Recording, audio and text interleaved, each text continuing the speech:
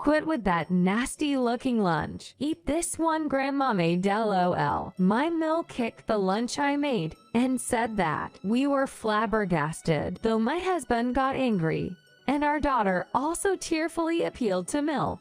She didn't budge. However, someone who joined us later saw everything and was absolutely furious. It made my husband turn pale. My name is Sarah. I'm 35. I live with my husband, Tom, who's 37, and our first grader daughter, Lily. Tom and I have been married for 8 years, but relations with my Mill are durable. Actually, she disliked me even before we got married. This happened when we went to introduce ourselves for the wedding. Nice to meet you. I'm Sarah. I hope you'll enjoy this. I presented traditional Japanese sweets, a favorite of my own mother. However, my Mill Olivia took one look and pushed them back, saying, "Oh, I'm not a fan of these." Didn't you even bother to find out what your Mill likes? I had asked Tom, "What does your mom like?"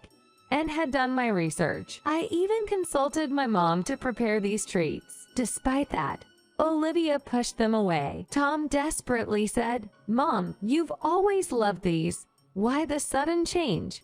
But Olivia coldly replied, "Recently, I've been into cakes and pastries. Thought you'd know that by now." Thus, my first impression on her ended quite badly. We got the marriage approval, but ever since, whenever I met her, she always had a snide comment. However, there was a time when things changed, even if just a bit. It happened when I found out I was pregnant. It was our first year of marriage. I was suffering from severe morning sickness. During that time, Olivia started coming over to help with chores like cleaning. It's all for a healthy baby. I started to feel like our relationship was finally mending. Even when I was well into my stable trimester, Olivia occasionally came over and asked if there was anything I needed help with. Though I didn't really need her to do any chores for me by then, I was just happy that we were able to have cordial conversations. When I reached my final month, I gave birth to my daughter, Lily. Olivia was the next person to rush to the hospital after my husband. I felt so grateful, almost to the point of tears, that she was that concerned about me. However, her kindness stopped there. As soon as my daughter was born, Olivia shifted her attention solely to her. Turns out, her ultimate goal had always been the grandchild. I was nothing but a tool to bring a healthy grandchild into the world. Proving that, she quickly took Lily from my arms and said, "I'm your grandma." She didn't offer me a single word of comfort. It even seemed like she was going to take the baby somewhere and just leave me there. Somehow, my husband Tom managed to get Lily back from Olivia, and we returned home. That's when Olivia's daily doting on her granddaughter kicked off. I had left my job to become a stay-at-home mom after giving birth. We never put Lily in daycare.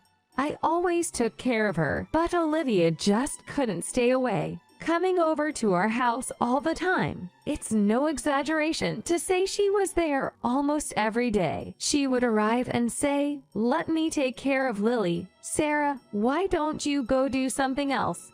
As she took Lily from me. If I'd been able to breastfeed, maybe I could have had a chance to reclaim Lily from Olivia at that point, but I couldn't produce enough milk. So we used formula. So, Olivia ended up doing all the caregiving for Lily. She'd tell me things like, "Sarah, make sure Lily's room is clean," or "separate Lily's laundry from everyone else's."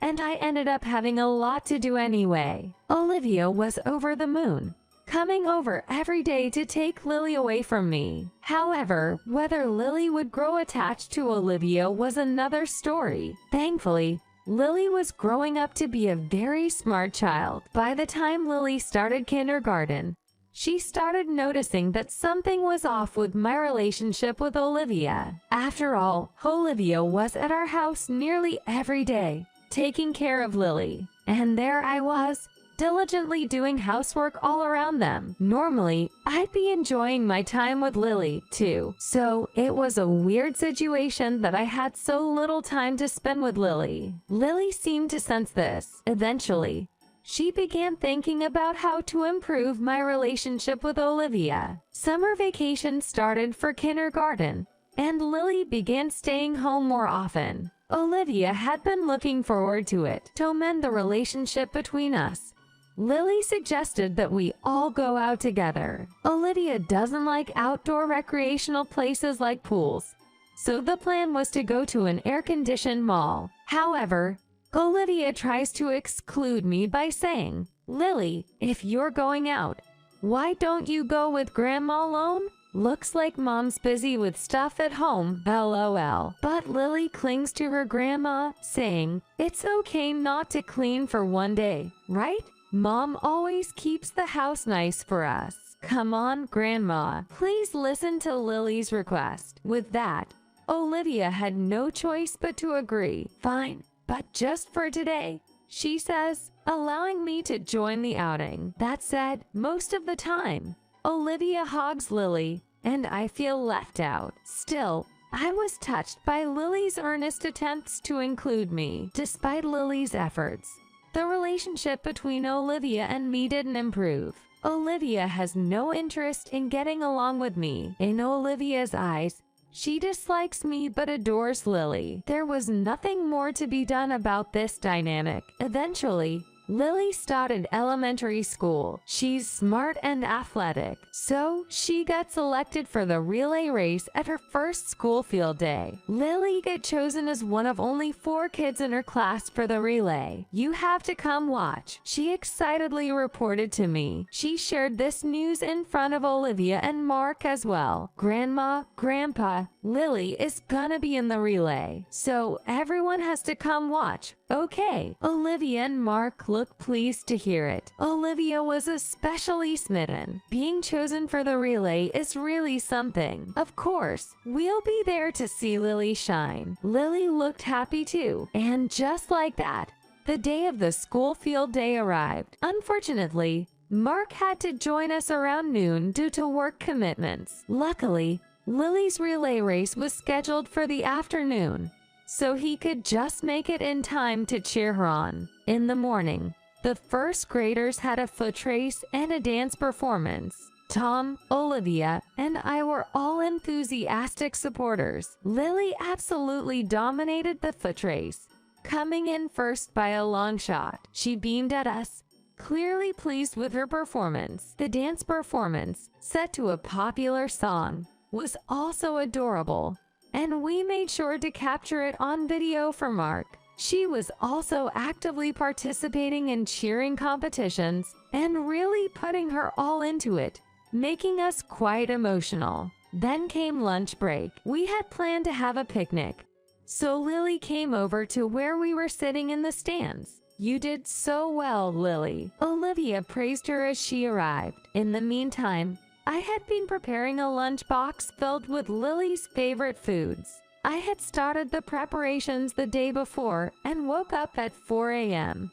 today to finish it. Just as I announced, "All right, everyone, let's eat," that's when it happened. Olivia deliberately kicked the lunchbox I had prepared, scattering the food everywhere. We were stunned. Only Olivia began cheerfully preparing another meal, saying, "Lily, forget about that appetizing lunch. Have the one Grandma made for you, LOL." Both Lily and I were speechless, unable to believe what had just happened. It was then that Tom was the first to speak up to Olivia. "Hey, Mom, what on earth are you doing? Sarah worked really hard on that lunch. Kicking it away like that is beyond rude." Lily seemed to snap back to attention at those words, saying sorrowfully, "Grandma, that's mean. Now I can't eat the lunch Mom made for me." As for me, I stood there, unable to move, just staring at the remnants of the lunch I had been so excited to prepare. What just happened? Why did it turn out like this? I couldn't fully grasp the reality of the situation. Amidst this, only Olivia responded cheerfully, "Come on, you two. No need to get so mad or sad. I've brought a lunch too, and it's full of Lily's favorites. Make sure to eat up for the afternoon relay race." Haha. Even though Tom was angry and Lily looked heartbroken, Olivia didn't seem fazed at all. Then Olivia said to me, "Sarah, what are you spacing out for? Hurry up and clean this mess. Really, you're such an inconsiderate daughter-in-law. Clean the mess." She must be talking about the lunch she kicked, right? I couldn't think anymore and just started cleaning as I was told. Then, in that moment, Tom muttered softly, "Dead." When I looked over at Tom, his face had turned pale. What's going on? Curious, I followed Tom's gaze. There was Mark red in the face with anger. It was the first time I'd ever seen Mark so visibly upset. We've been married for 8 years, and this is the first time I've ever seen Mark act like that. To be honest, he's never made much of an impression on me. Most of my interactions have been with Olivia, so I haven't had much to do with Mark. Mark has always been more of a background figure in my eyes. He's usually grinning away behind Olivia, and now to see Mark genuinely angry is startling. It seems to have shaken Tom as well. When Dad gets angry, it's never a good sign. I heard him mutter that under his breath. I'd become a little excited to see how this is going to unfold. And then it happened. Lily suddenly started running and went up to Mark. "Lily, what are you doing?" Tom seemed to think the same thing and tried to stop her. But Lily got to Mark before he could stop her. She whispered something into Mark's ear after asking him to lean down. We couldn't hear what it was, but Mark nodded, his face getting even redder. Finally, Olivia seemed to notice Mark's presence, and it took her this long to realize that he was fuming. Honey," Olivia cautiously called out to him. Then, Mark grabbed Olivia by the arm and led her to a shaded area away from the bleachers. What's going to happen now? We watched as they moved away from the crowd. Mark went a short distance away and faced Olivia. Then, in the next instant, I felt like I heard a smack. Turns out, Mark had slapped Olivia on the cheek. That said, we were quite far off, and the crowd was noisy, so I might have only imagined hearing it. As we kept watching, Olivia suddenly sat down, seemingly collapsing under the weight of the moment. It looked like she was saying something to Mark, but he cut her off, yelling, "Don't mess around." We heard that loud and clear, and so did everyone else. The surrounding noise instantly fell into a hush. I'd never heard Mark raise his voice like that. Olivia looks frightened. Well, I'd be more surprised if she wasn't scared, hearing that voice up close. After that, Mark, realizing perhaps that this was neither the time nor the place, pulled Olivia by the arm and walked away. We were staring blankly at the whole scene, but then snapped back to reality. We apologized to the surrounding families. Checking the time, the afternoon events were about to start. Though still bothered, we had Lily eat the lunch Olivia had prepared, and then sent her off to her afternoon relay race. We had some time before it started, so I talked briefly with Tom. I've never seen him so angry before. Me neither. It's been a long time since I've seen him that mad. I can't even remember when it was last. My husband seemed lost in thought. Is it that bad? Besides, they say nothing good happens when Dad gets mad. What's going to happen now? I can't help but be a little excited to see how things unfold. But that's our little secret. Lily's relay race took place. We cheered at the top of our lungs. When Lily got the baton, her team was in 3rd place. She took off running. Then, Lily quickly closed the gap, and before you knew it, she surged into 1st place. Her team maintained the lead and finished 1st. We hugged each other in celebration, and with that, Lily's team, the red team, won the field day. Just as we were about to head home, celebrating with Lily, we got a message from Mark. "Could you stop by here before you head home?" It was a short message, but it left no room for discussion. So, we decided to swing by my in-laws' place. Come to think of it, what did Lily whisper to an angry Mark? I've been wondering about that for a while now. On our way to my in-laws' house, I asked her, "Lily, What did you tell your angry grandpa? I told him that mom always gets picked on by grandma. It's not the first time. You know what? You said that, Lily. My husband was the first to express his shock. I too was surprised as I had not expected her to say something like that.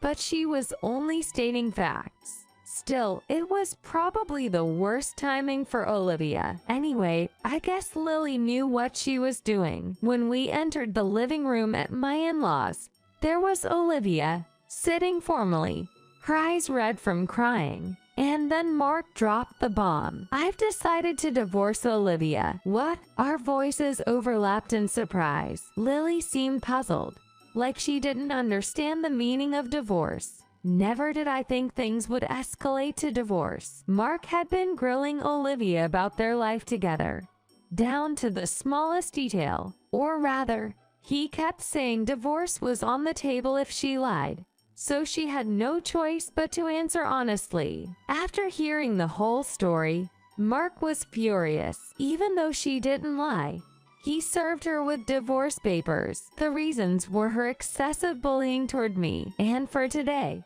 it was her disrespect for food when she kicked my lunch. Those 2 points seemed to weigh heavily. Olivia tried to argue, but with Lily spilling the beans, Mark's mind was made up. Tom said, "When Dad gets angry, bad stuff happens. I was able to prevent a divorce last time he was mad, but considering what's been happening to Sarah, I can't stop this one. Looks like they're destined to divorce." Fast forward, Mark and Olivia officially divorced. Tom had no intention of stopping it either. Once Lily understood what divorce meant, she said, "I don't need a grandma who can't get along with mom." Even though Olivia spoiled Lily from a young age, it seems like she shot herself in the foot in the end. After the divorce, Olivia went back to her hometown. It seems there was no place for her in this community. As for us, life has been peaceful and calm since we cut ties with Olivia. Our home is quieter without her constant visits,